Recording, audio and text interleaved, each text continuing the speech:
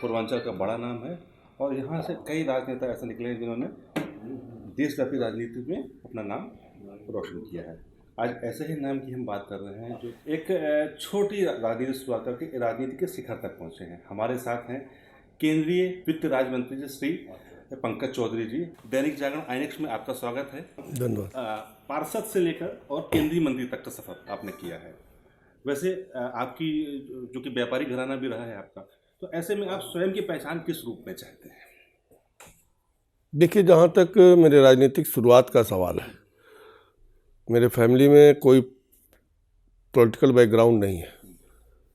1989 में मैं सभासद का चुनाव निर्दल लड़ा और एक बड़े अंतर से चुनाव जीता और पुनः फिर मैं डिप्टी मेयर का चुनाव के लिए प्रयास करने लगा और मेरा पर्चा खारिज हो गया। एज ग्राउंड पे मेरा पर्चा खारिज कर दिया गया। उसके लिए मैं लड़ाई लड़ा, लोअर कोर्ट से लेके हाई कोर्ट से सुप्रीम कोर्ट, और 7 महीने के भीतर फर्स्ट टाइम हुआ कि इलेक्टेड पर्सन को मैंने स्टे करा दिया। वो आज भी नज़ीर है कि अलहमद सरवर बराम जितेंद्र चौधरी, जो elected person first time stay हुआ था, या तो बर्खास्त हो जाते हैं या टर्नओवर पूरा हो जाता है, लेकिन फर्स्ट टाइम हुआ था। ये भी एक इतिहास है। और उसके बाद मैं सुप्रीम कोर्ट से डिसाइड करा कर लाया, फिर चुना डिप्टी मेयर में बना और 7 महीना एक बहुत संघर्ष भरा मेरा जीवन रहा। उससे कहीं ना कहीं भारतीय जनता पार्टी की नज़र में मैं चढ़ा और 1991 में मुझे महाराजगंज से चुनाव लड़ने का ऑफ़र किया गया और मैं बहुत सोच विचार करके, क्योंकि मैं सभासद से और सीधे लोकसभा लड़ना था, फिर मैं चुनाव लड़ा और पूरी शक्ति से लड़ा। अपने नात रिश्तेदार, दोस्त यार, भारतीय जनता पार्टी के कार्यकर्ताओं के बल पे 1991 में मैं चुनाव जीता। उसके बाद अपने कार्यों के आधार पर लगातार 1991, 96, 98 में जीता। 99 में मात्र 7,000 वोट से मैं ओवर कॉन्फिडेंस में चुनाव लूज़ कर गया। पुनः फिर मैं क्षेत्र में बना रहा। फिर 2004 में मैं फिर विजयी हुआ और 2009 में इक्वेशंस बिगड़ने के नाते एक मतलब चुनाव में फिर लूज किया। लेकिन फिर 2014 और 2019 जनता ने मुझे अपना आशीर्वाद दिया और आज मैं केंद्रीय मंत्री के रूप में यहाँ पर बैठा हूँ। अगर जीवन के संघर्षों की बात करें तो हर व्यक्ति के जीवन की एक कहानी होती है। उस कहानी के हिसाब से हर व्यक्ति की एक ऐसी किस्से होते हैं कि जिससे वो महसूस करता है कि ये उसी का प्रतिफल है, ये कि जो हमारी रूह है या आत्मा, उससे राहत मिलती है कि उसी की वजह से आज मैं यहाँ पर तक पहुँचा हूँ। तो मैं वो एक्सपीरियंस जानना चाहता हूँ। देखिए, पहली बार तो मैं एक नया उम्र था, उस जोश में चुनाव में लड़ा। लेकिन जब मैं क्षेत्र में काम करने लगा तो हमारे क्षेत्र में बहुत ही गरीबी थी और मैं कह दीजिए कि उस समय मैं जब क्षेत्र जाता था 1991 में, तो करीब करीब 70% लोगों के पैर में चप्पल नहीं होता था और आधे लोग 2 कपड़ा मतलब बंडी और लुंगी, बंडी या पैजामा पहन करके रहते थे। किसी गांव में जाने के लिए पक्का रास्ता नहीं था, मट्टी वाला ही रास्ता था। गिने चुने गांव में ही बिजली की व्यवस्था थी। किंचित गांव में ही प्राइमरी पाठशाला का व्यवस्था था। स्वास्थ्य केंद्रों की भी बहुत कमी थी और उस समय मुझे एक पैसा वालों के रूप में देखा जाता था। लेकिन मैं अपने आप को ढाला, कार्यकर्ताओं के बीच में, जनता के बीच में घूम करके एक उनसे अपना संबंध स्थापित किया और इन सब चीज़ों पे धीरे धीरे मैं काम करना शुरू किया। चूँकि 1991 में कल्याण सिंह की सरकार आई थी और हर गांव में प्राइमरी पाठशाला, हर गांव को जोड़ने का, सड़क से जोड़ने की व्यवस्था, योजना चली और हम लोगों ने उस समय लग करके, यंग था, दिन रात लग करके काम करता था। भाग कर जहाँ भी काम हमारे क्षेत्र के डेवलपमेंट का होता था मैं जाता था और उसका परिणाम रहा कि आज हमारे जनपद में कोई भी गांव नहीं बचा है जहाँ प्राइमरी पाठशाला ना हो। कोई भी गांव नहीं बचा है जहाँ पर एक कम से कम संपर्क मार्ग उस गांव से ना जुटा हो। कोई घर नहीं बचा है जहाँ पे बिजली का कनेक्शन ना हो। प्राथमिक स्वास्थ्य केंद्रों की भी बढ़ोतरी हुई है, उनका उच्चीकरण भी हुआ है। तो ये सब करके आत्मसंतुष्टि मिलती है, क्योंकि भगवान के दिया हमारे पास सब कुछ था और हमारे बड़े भाई के होने के नाते मुझे फाइनेंशियल कभी चिंता करने की आवश्यकता नहीं पड़ी। बिजनेस घराना भी था, लेकिन भाई साहब भी बिजनेस देखते थे और हम राजनीति करते थे। तो राजनीति में जो सबसे बड़ी प्रॉब्लम होती है कि फाइनेंस।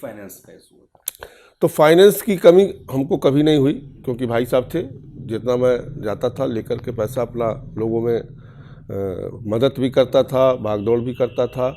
बहुत से लोगों की शादी विवाह, किसी का इलाज, मुकदमे में फंस गया है, इस सब का थोड़ा बहुत यथासंभव जो होता था मैं मदद करता था। उससे कहीं ना कहीं जनता का बहुत प्यार मिला और हमें लगा कि नहीं साहब, इस क्षेत्र में काम करना चाहिए और इस क्षेत्र को डेवलप करना चाहिए, और काफ़ी हद तक मैं किया भी हूँ, आगे भी करने का पूरा मादा रखता हूँ। ऐसा कहा जाता है कि आपकी जो पॉलिटिक्स है काफ़ी साइलेंट है ये, और इसमें क्या होता है कई बार इसकी आलोचना भी, क्योंकि जब आप महत्वाकांक्षाएं अपेक्षाएं होती हैं तो फिर इसकी आलोचना भी होती है। लेकिन जैसा आपसे बात करके लग रहा है कि इस कंडीशन में भी आप मुस्कुराते रहते हैं, तो इसका राज क्या है? देखिए, मैं बहुत लंबा सोचने वाला व्यक्ति नहीं हूँ। मुझे जो जिम्मेदारी मिला है, मैं टारगेट करता हूँ कि उस जिम्मेदारी का ठीक ढंग से निर्वहन किया जाए। और हमें लोकसभा सदस्य के रूप में जो जिम्मेदारी मिली थी, तो हमारी फर्स्ट प्रायोरिटी थी कि हम अपने क्षेत्र की जनता का सेवा करें और क्षेत्र का विकास करें। और मैं इसीलिए पार्लियामेंट, चूँकि मेरी ड्यूटी थी, पार्लियामेंट में जाता था, और लेकिन पार्लियामेंट से ज़रा भी छुट्टी होती थी तो मैं अपने क्षेत्र में नज़र आता था। और वहाँ पर भी पार्लियामेंट के अंदर क्वेश्चंस भी, मैं बहुत देश दुनिया का क्वेश्चन नहीं उठाता था। जो अपने जिले से संबंधित सवाल होते थे, डेवलपमेंट्स के सवाल होते थे या कोई दिक्कत थी, उसकी ही क्वेश्चंस उठाता था।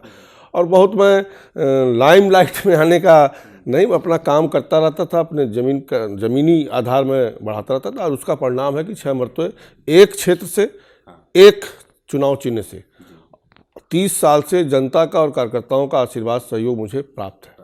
बीजेपी युवाओं के लिए किस स्टैंड के साथ चुनावी मैदान में इस बार आ रही है, खासतौर से उत्तर प्रदेश में? देखिए, मोदी जी का कहीं ना कहीं जो शुरू से रहा है कि सबका साथ सबका विकास, और हमारे लिए कोई जात, कोई धर्म, कोई अगड़ा, कोई पिछड़ा का विषय नहीं है। और यूथ चूँकि हमारे देश में इस समय सर्वाधिक है, ये एक तरीके से यूथ कंट्री है इस समय भी, और उसके लिए मोदी जी, ये हम आप सब जानते हैं कि जो इतनी सरकारी नौकरी निकल सकती है वो भी निकल रही है। आज उत्तर प्रदेश में अकेले 4.5 लाख नौकरी सरकारी योगी जी ने दिया है, लेकिन सबको सरकारी नौकरी दिया नहीं जा सकता है। इसलिए मोदी जी का दूरदृष्टि है कि स्किल डेवलपमेंट का उन्होंने निर्माण किया, योजना चलाई कि हमारे जो यूथ हैं वो जिस क्षेत्र में उनका रुचि है, उस क्षेत्र के रुचि के आधार पर वो स्किल्ड हो करके फिर मुद्रा बैंक का हम लोगों ने स्कीम चलाया, ताकि जिस क्षेत्र में वो काम करना चाहते हैं बैंक से उनको आसानी से लोन मिले, और लोन मिल करके वो अपना एक काम खुद शुरू करें, स्वयं रोजगार पावें और 2-4 लोगों को और रोजगार दें। इस दृष्टिकोण से कहीं ना कहीं भारतीय जनता पार्टी का, मोदी जी का विज़न भी है कि अपने नौजवानों को कहीं ना कहीं हम उनके अपने पैरों पर खड़ा करें। जीत को लेकर कितना आश्वस्त हैं, और उसी में एक अगला सवाल है कि कितनी सीटें आ रही हैं इस बार? देखिए, जीत के लेकर के अस्वस्थता की जहाँ तक सवाल है, ये मैं मानता हूँ कि जब कोई गवर्नमेंट होती है तो इंकम्बेंसिंग थोड़ी होती है। लेकिन अगर आप देखें कि जो एक गरीब को चाहिए, एक आम जन को जो चाहिए, वो निश्चित तौर से भारतीय जनता पार्टी ने देने का काम किया है। सबसे पहले आदमी के जीवन में सबसे पहला प्रयास होता है कि मेरा मकान होना चाहिए, और मकान एक ऐसा स्थान होता है जब वहाँ आदमी पहुँच जाता है, उसके बाद फिर उस मकान को सुसज्जित करने के लिए, उस मकान को और अच्छा बनाने के लिए एक सोचने का उसको अवसर मिलता है। तो भारतीय जनता पार्टी अभी अकेले उत्तर प्रदेश में 45 लाख लोगों को मकान दिया है। उस मकान में शौचालय भी दिया है जो स्वच्छ भारत अभियान के तहत था। उस घर में बिजली का फ्री में कनेक्शन भी दिया है।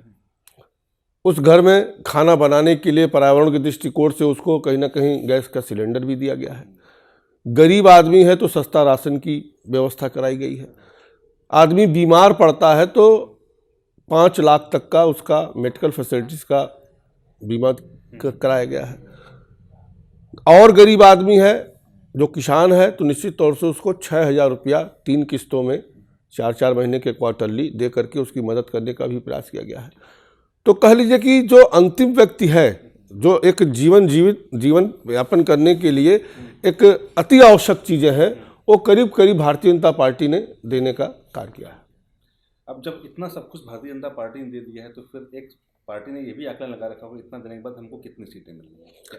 देखिए, मैं जो अपना अनुभव बता रहा हूँ, जो मैं अभी लालगंज घूमा हूँ, आजमगढ़ घूमा हूँ, गोरखपुर घूमा हूँ, देवरिया, कुशीनगर, बहराइच, सिद्धार्थनगर गया था, जो जन आशीर्वाद यात्रा का जो उत्साह मुझे देखने को मिल रहा है बीच में हमें लगा था कि एंटी इंकम्बेंसिंग है, पार्टी के कार्यकर्ता थोड़ा बहुत अपने जो पुराने शुभचिंतक होते हैं, लेकिन जन आशीर्वाद यात्रा में जो हमें उत्साह मिला है, उमंग मिला है, मैं दावे के साथ कह सकता हूं कि पिछले बार से ज़्यादा ही सीट भारतीय जनता पार्टी को प्राप्त होगी। अब जब इतनी सीटें हमको मिल रही हैं तो ऐसे में फिर जन विश्वास यात्रा की जरूरत क्यों पड़ी, और फिर हम क्या पब्लिक को विश्वास दिलाना चाहते हैं, मतलब क्या मिसिंग है? देखिए, जन विश्वास यात्रा का मकसद दो था। एक तो जनता के बीच में जो हमने 4.5 साल तक काम किया है उसके बारे में लोगों को बताना, प्लस अपने सभी लोगों को एकत्रित करके और उनसे बातचीत भी करना, ताकि अगर उनके मन में कहीं कोई कमी बेसी है तो चीज़ें निकल करके सामने आवे। इसलिए जन विश्वास यात्रा निकली है। अभी लास्ट वीक आपने एक जवाब दिया है कि डीजल पेट्रोल को जीएसटी के दायरे में लाने कोई प्रपोजल नहीं।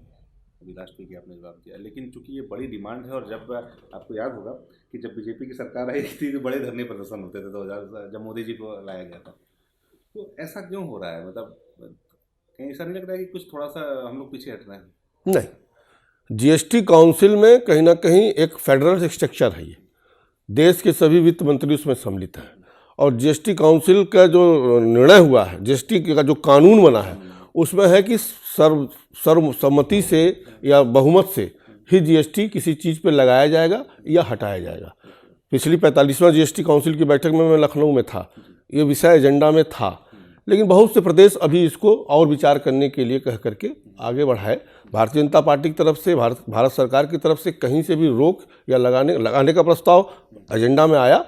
सभी स्टेट जीएसटी काउंसिल के सभी मेंबर जो तय करेंगे, निश्चित तौर से अगर लगाना चाहेंगे तो जीएसटी लगेगी। पूर्वांचल को अलग राज्य बनाने की वजह है, इसमें आपकी कितनी सहमति और क्या राय क्या है इसमें आपकी? देखिए, पूर्वांचल राज्य बनाना, छोटे राज्य करना एक बड़ा भारी एजेंडा है ये, और निश्चित तौर से अगर पूर्वांचल बनता है तो मुझे लगता है कि बनारस या गोरखपुर ही राजधानी होगी तो हम लोग की प्रसन्नता होगी। क्योंकि राजनीति में बहुत सारे युवा पीढ़ी आ रही है, तो इनके लिए क्या संदेश है आपकी ओर से? देखिए, भारतीय जनता पार्टी का जो मूल है, जिस सिद्धांतों पे आधार पर हमारा जनसंघ के काल से अब तक काम हम लोग करते आ रहे हैं, एक तो राष्ट्रीयता, हिंदुत्व और अंत्योदय, दीनदयाल जी का अंत्योदय की अंतिम व्यक्ति की सेवा करना। और निश्चित तौर से मैं यूथ को ये कहना चाहूँगा कि भारतीय जनता पार्टी ही एक ऐसा प्लेटफॉर्म है जो राष्ट्रीयता का भी काम करती है, हिंदुत्व की भी काम करती है और अंतिम व्यक्ति की भी काम कर रही है।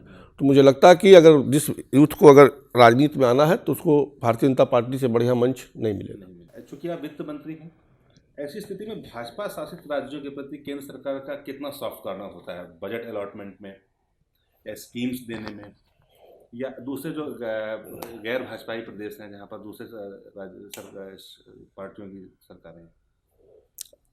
2014 से जब से मोदी जी आए और बार बार वो कहते हैं कि 125 करोड़ भारतीय हमारा परिवार है, 125 करोड़ जनता के लिए हमें सेवा करना है, हम सेवक हैं, शासक नहीं है। और फेडरल स्ट्रक्चर्स आप देखिए तब से बहुत मजबूत हुआ है, एक आंख से नहीं दोनों आंख से पूरे प्रदेश के सभी प्रदेशों को मोदी जी देखते हैं।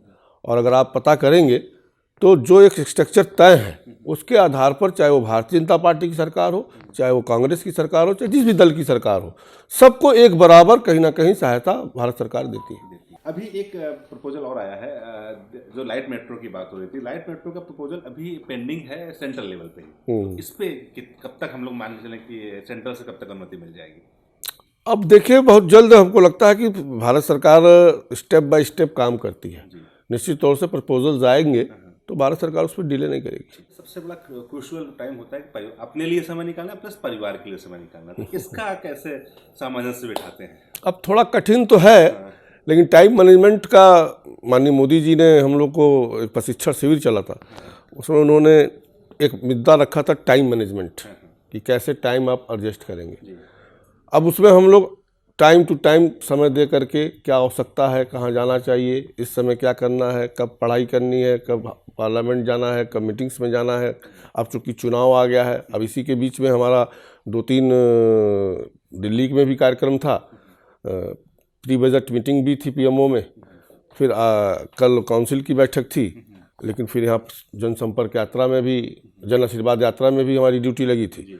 तो मैंने पार्टी से पूछा कि साहब मैं पहले प्रायोरिटी तो हमारी पार्लियामेंट का काम का ही है, लेकिन पार्टी का निर्देश हुआ कि नहीं आप जन आशीर्वाद में रहिए और यहाँ पर हम लोग बात कर लेंगे ऊपर, तो मैं यहाँ पर समय दे रहा हूँ।